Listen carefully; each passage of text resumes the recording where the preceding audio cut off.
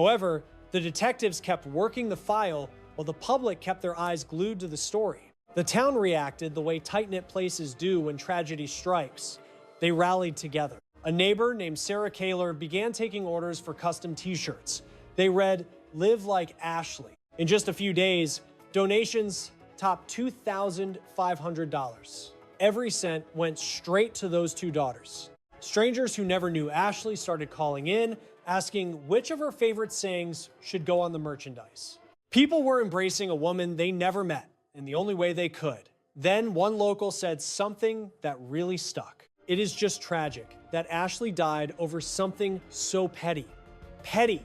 That word holds a lot of weight. When you look at the big picture, what was the point? What did this achieve other than leaving two kids as orphans? That is the aspect of these crimes that defies logic no matter how much you analyze it. Those girls were innocent in all this. They went to bed with a mom and dad under one roof and woke up to a nightmare that will last forever. Mom won't be there for breakfast. She won't be at their sports games. She won't be there to answer the phone when life gets hard. And their father, the man who should have been their rock, is locked up in prison. A memorial service was hosted for Ashley at the Christian Life Center in Dayton. It was a chance for loved ones to honor her properly. They focused on her life, not her death. That is the core theme about Ashley Flynn that keeps resurfacing here. She worked as a teacher, a coach, a mom, and a friend. She dedicated her days to uplifting everyone around her. Even when her home life was falling apart and she was suffering, she never stopped being there for others. She confided in friends that she had reached her limit. They heard her, but nobody realized the clock was running out. If there is one lesson to learn here, it is this. When a loved one says they are done, drop everything, pay attention, truly hear them. Do not just assume they will bounce back by tomorrow, because sometimes they won't. Ashley should have had a better fate. Her girls deserved a better life. That sleepy town with the open doors and friendly waves will never feel quite the same again. Live like Ashley. Love as deeply as she did. Be present just like she was. And look closely at those around you before time runs out. What is up, church family? It is Pastor Caleb here, and I hope you are having an amazing week. I just wanted to hop on here real quick to remind you that this weekend wraps up our At the Movies series. The last 2 weeks have been awesome, but we definitely saved the best for last. Oh God, Miami County 911. Oh my God, someone broke into my house. Someone broke in and shot my wife. Are they still inside? I have no idea. I don't know. Sir, what is the address? Please hurry. Just get here fast. What exactly are you seeing right now? It is my wife. She took 2 shots to the head and there is blood everywhere. Oh God, please help me.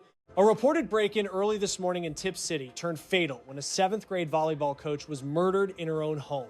Her husband and their 2 kids survived the attack, and police are currently hunting for a suspect. He was a pastor, a worship leader, a husband, and a father. But prosecutors say he sent a 5-word text at 12:42 a.m. saying, "It is almost done." 2 hours later, his wife was dead.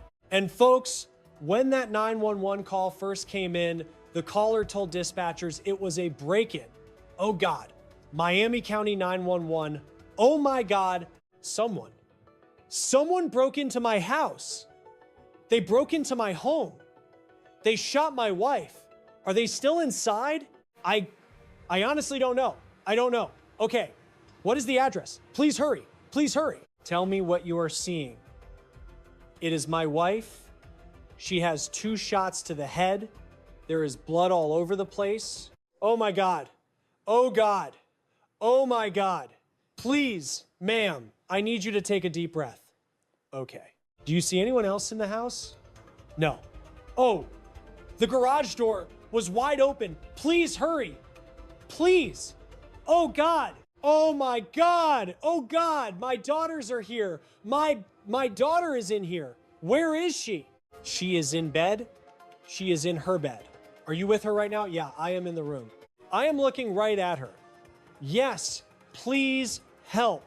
Do you have the doors locked? We have the garage doors locked, but they got into the house. Yes, please. Oh God, oh God, oh God. Great. Where is that room located in the house? My partner is sending officers now. Okay, but I need you to answer my questions so I can get help to you as fast as possible. Okay? What questions? Where are you currently located inside the house? I am in the bedroom with her right now. My daughter is in the other room. So you are not with the kids? I was just with them. What happened? Okay, but you aren't with them right now. No, they are in their room. They aren't even awake. Oh my God, oh God, oh God, oh God, oh God. Sir, please help, please. Officers are heading that way. Okay, I really need you to take a deep breath for me. Do you hear anything? No, I rubbed her leg and called her name. She isn't answering me. Okay, is your daughter not answering you? I'm sorry. No, hold on. What did you say? Your daughter isn't answering? No, they are in the other room. They are in their room. Okay, do you hear any noise inside the house? No, no, oh sir. Her face is as white as a sheet. Okay, whose face? My wife's face. Your wife's face? The one? Yes, the one who was shot. She was what? Shot, I said. Okay, where was she shot? In the head, in the head. There is blood everywhere. Okay, is she breathing? No, I don't think so. Ashley, baby, please wake up. Oh God, no, she is not. Okay, she is not responding to you. No, oh my God, oh God, oh God. Okay, do you see anyone in the house right now? No, it is dark and the doors are locked. The door to the garage was wide open when I ran in there. Okay. Did you see any vehicles? No, wait, no. The door. There is a side door in my garage that is open. Oh God, oh God. Okay, just take a deep breath for me. Okay, they are getting there as fast as they can. Is that door still open right now? Yes, it is. Yes, it is. Okay, what do I do? What should I do? What do I do? Is she breathing at all? I really don't think so. There are two, if you can, go find a clean cloth and place it on the wound. Okay? Like a towel? Yes, just like a towel. But do not apply direct pressure to it. Just place it over the bloody wound. Okay. Oh my God! Oh my God. Hey, I need you to take a deep breath for me, all right? Okay, grab that towel and cover the wound, but don't press down hard on it. You got that? Help is on the way. They're hurrying, okay? I just put it over her head. All right. Where are the kids? Are they okay? Did you check on them? I haven't checked. Okay, can you go look in on the kids for me? Cops are here. The police are here. Hold on. Go check the children for me, will you? Hang on. Police just pulled up. They just took off. They're gone. Okay. Please, go check on the kids for me. All right. Okay. They're still asleep. They are out cold. All right. Can you see their chests moving? You don't see any injuries on them? No. Officer just arrived. Sir, over here. The police are here. Okay, go unlock the door so he can get inside. All right, he's running up now. He's heading my way. Sir, please hurry. Sir, what? I don't know. Garage door was wide open. I'm her husband. No, I don't think so. Yeah, come this way. All right. Hey, ma'am. Ma'am, are you still on the line with me? It's wide open. Then there's another door on the far right.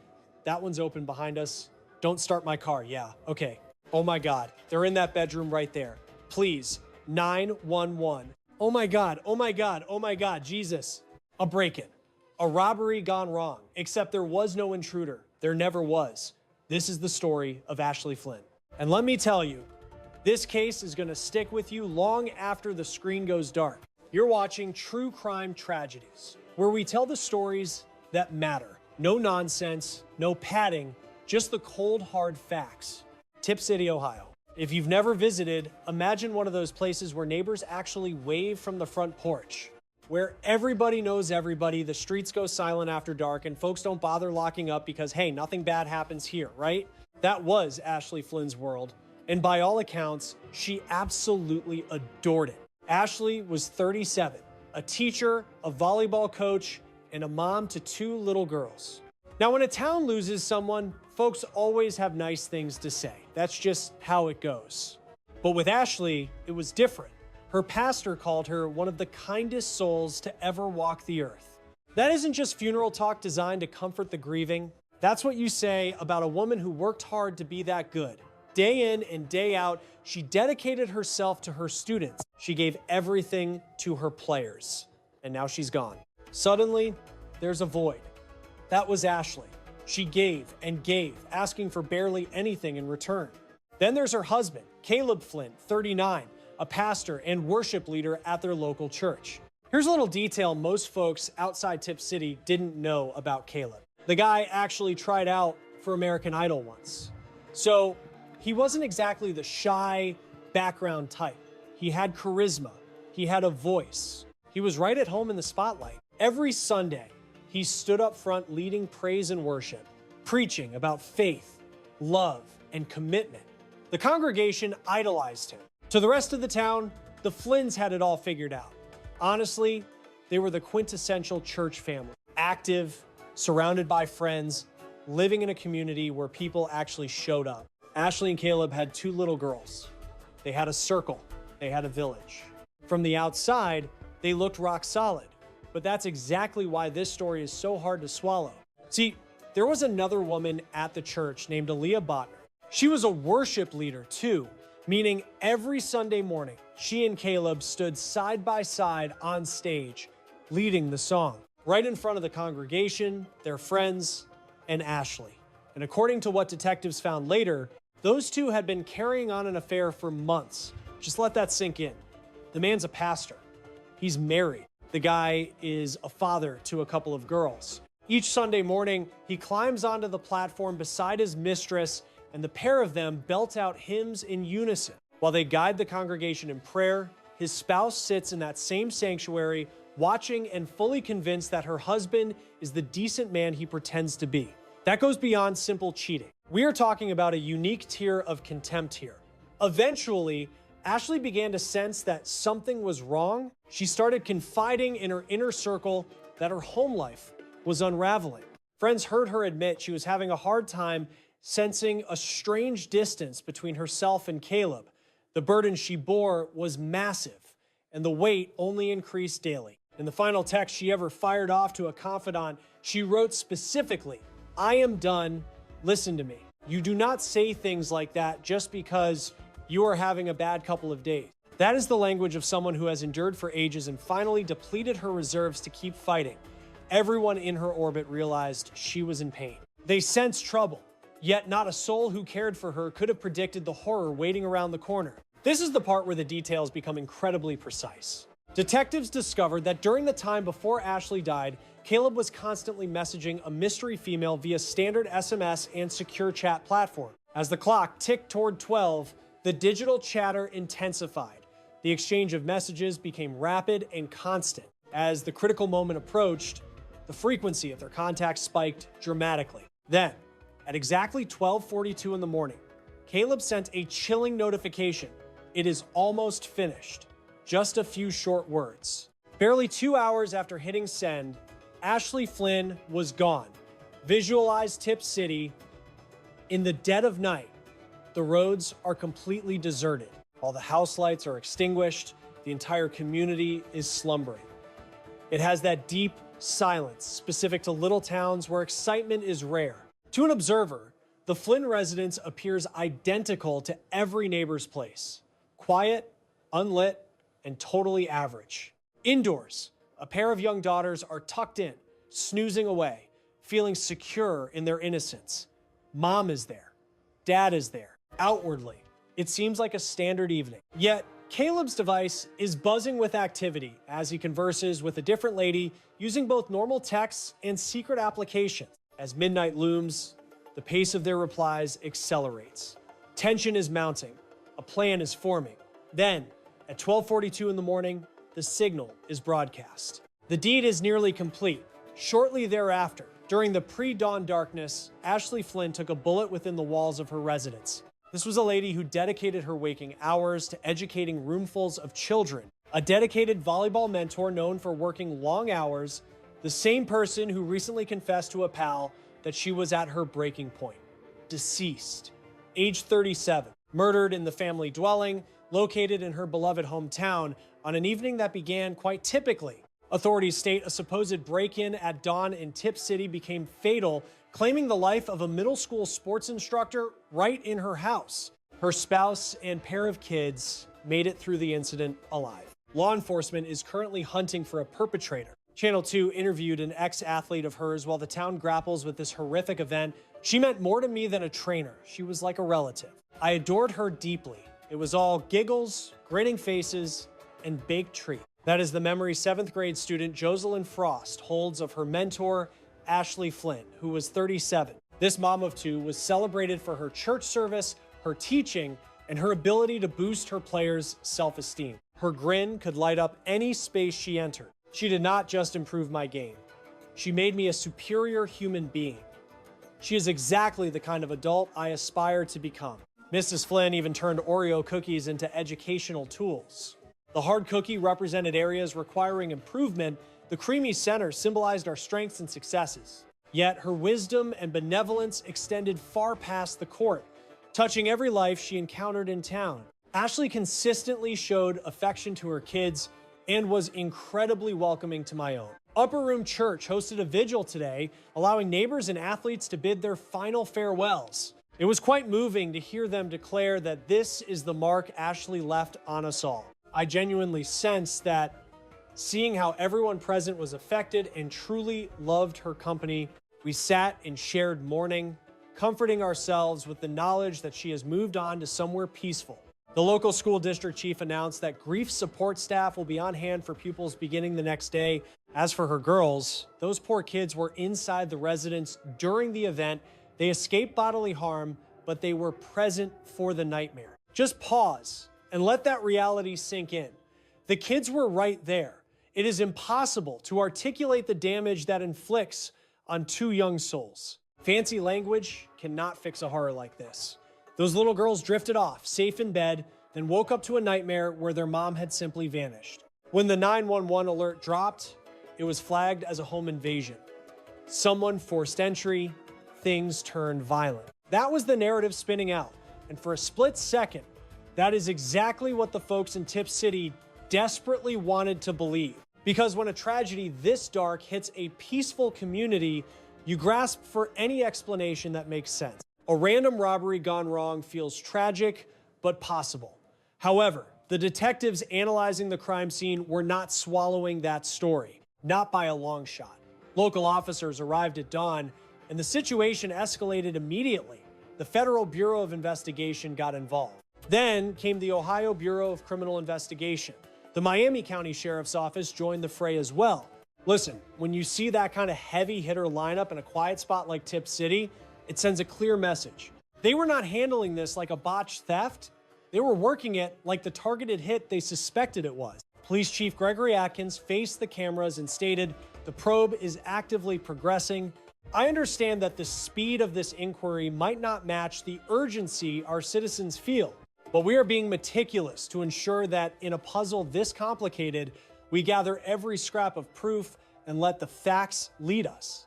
We are steering clear of wild guesses and rumors. So to our community, please trust that we are throwing every available asset and ounce of energy into this effort.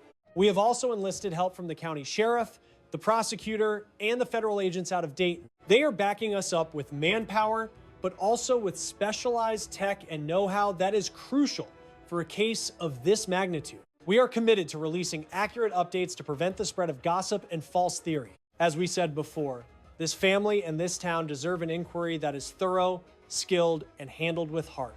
And they kept that promise. They got down to business. The first thread to snap was the home invasion alibi. Detectives combed through the house. The clues simply did not suggest an intruder. Nothing indicated a stranger smashing their way inside and getting spooked. Everything suggested a person who had keys, someone familiar with the floor plan, someone who knew Ashley personally, someone who belonged inside those walls. Then the tech analysis arrived. That is when the whole case blew wide open. They subpoenaed Caleb's mobile records and uncovered a barrage of texts with a mystery woman right before the murder. The standard messages, the secret chat apps, the frequency spiking as the clock ticked toward midnight. Then came the kicker, the piece of evidence that sealed his fate. Investigators recovered what Caleb tried to bury, trash texts hiding in a deleted folder on his phone. He wiped them, assumed they were history, figured he was in the clear, but they were not gone. Cyber forensics is a whole different ballgame, and anyone banking on those chats vanishing forever made a massive tactical error. Every single wiped exchange was restored and tagged as evidence. Those chats proved the affair? Sure. But more importantly, they built a concrete timeline, an undeniable paper trail leading directly to the moment Ashley died. The prosecution reviewed those recovered logs and slapped a label on it, evidence tampering, a deliberate move to erase the history of their plot. Because wiping your phone history the same night your spouse is murdered triggers massive red flag. The kind of suspicion you cannot shake. And right in the middle of it all sat one specific text, sent at 12:42 a.m. The message read, "It is almost done." The state claimed those words were not random chatter, not a figure of speech, and definitely not innocent. The theory was that the person on the other end knew exactly what was going down, that the wheels were in motion and the job was nearly complete. This was not a crime of passion. This was talked about, this was engineered, this was broadcast. When you stack the deck, the staged 911 call, the long-term cheating, the wiped data, the secret apps, the chatter heating up near midnight, and that final text less than 2 hours before police were dialed. All the arrows land on one target. There is no other logical conclusion. 3 days. That is all it took from the discovery of the body to the arrest. 3 days. Caleb Flynn was booked on one murder count, 2 counts of felonious assault, and 2 counts of evidence tampering. The court is now in order. Please take your seats. Okay, we are calling case number 26CRA285, State versus Caleb C. Flynn. Mr. Flynn, you are facing multiple indictments today. Count 1 alleges murder, which is a first-degree felony. Counts 2 and 3 charge you with felonious assault, both classified as second-degree felonies. Count 4 is evidence tampering, a third-degree felony. Correction, that covers count 4. Count 5 is also evidence tampering, a third-degree felony. Here was the worship leader, the pastor, the guy with stage charisma who even auditioned for American Idol. He was the one delivering Sunday sermons all about devotion and loyalty. Now he sits in a jail cell accused of murdering his children's mother in Tip City, and the whole town is shaken. Friends who knew Ashley personally were heartbroken. Even folks who never met her felt the loss deeply. The impact rippled way past the Flynn family's door. One resident phrased it in a way that made everyone pause. Those girls did not just lose their mom, they have effectively lost their dad too. That specific part, that is the detail that haunts you. During the proceedings, digital forensics became the focal point of the entire trial. We are talking text logs, encrypted chats, and deleted threads that experts recovered from the trash bin. Specifically, the 1,242 messages that the state claimed proved this was not a spur-of-the-moment act.